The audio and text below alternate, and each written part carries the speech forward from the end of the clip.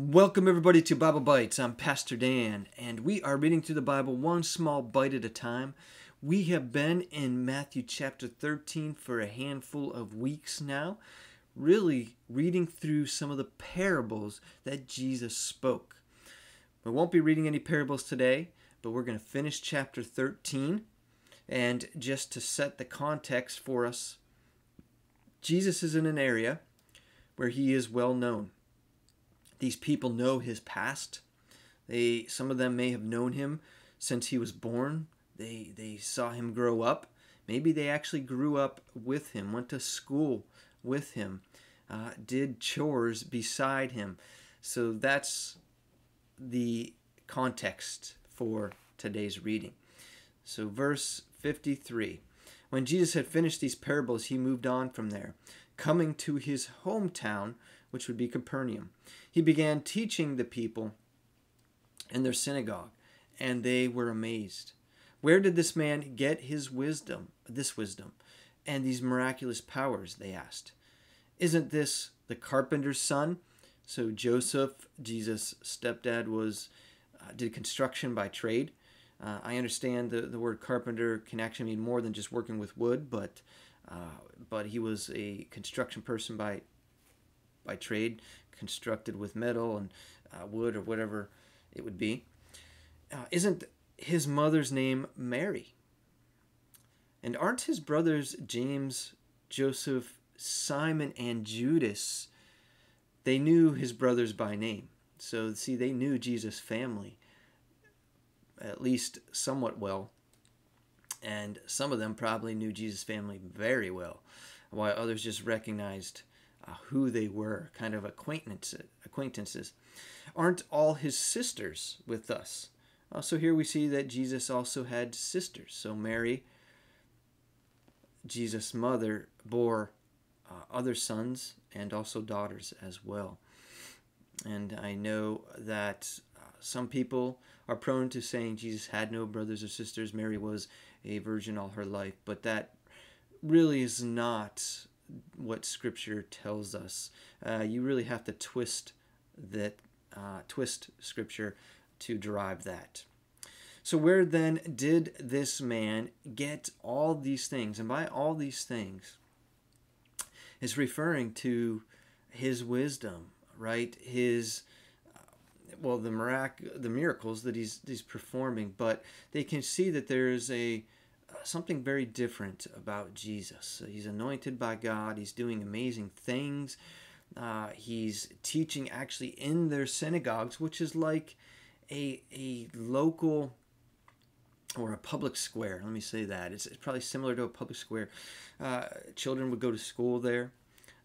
People who were learned men and religious leaders would travel about teaching at different synagogues, so generally not unlearned men, which Jesus would have been considered an unlearned person, right? He had not been trained up under the Pharisees, any of the religious leaders. So his training was no different than anyone else in these towns, and yet they're saying, well, then how? Where does this wisdom come from? So they cannot reconcile Jesus' familial past, his plain background, from the person that he is today as he's speaking these words of God, teaching amazing things, things that maybe some of these people had never heard, but maybe some things they had heard, but he was teaching them in new ways, opening up their minds, enlightening them. And of course, his miracles. Where does that power come from to do that? And so it says in verse 57 that they actually took offense at him. So they couldn't reconcile what was going on. So Jesus says to them, a prophet is not without honor, except in his own town and his own home. So because they actually knew of him so well, and knew his family, knew his background, they were very skeptical, hesitant, and again, they just could not reconcile this. What is going on? Now, we do see that at least some of Jesus' brothers, even if they were offended at him now, would come to trust and believe in who he was as the Son of God. In fact, we believe James the brother of Jesus, was the one who actually wrote the book of James that we find in the New Testament, in the Bible.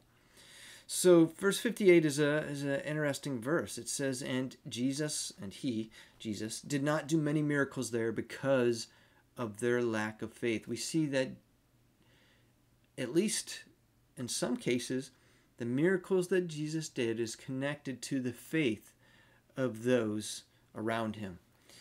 And we do not always know the reasoning of God, but God was looking for those who trusted in him, who believed that he had sent his son Jesus, and that Jesus was indeed his son, the anointed one, the Messiah. And this faith, upon the backs of this faith, God would do miracles. So what God's reasoning is there, we don't know. It does appear that at other times Jesus did miracles where there was little faith, because in fact we would read just previous to this about Jesus going on the boat across the Sea of Galilee. Big storm arises. The disciples think they're going to actually die in this storm. And they wake up Jesus and they're like, save us. And Jesus actually says to them, well, you have little faith. And then he calms the storm. So in that case, he did a miracle where there was little faith.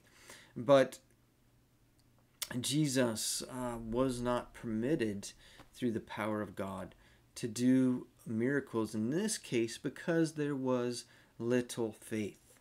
And these are people that ought to have had faith. They at least were brought up to know who God was.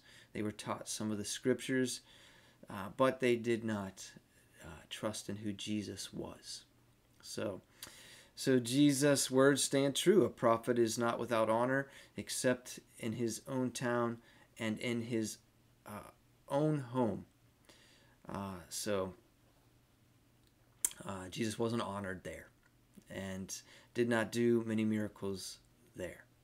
All right, that finishes chapter 14 for us, or 13. We are going to be in chapter 14 next week.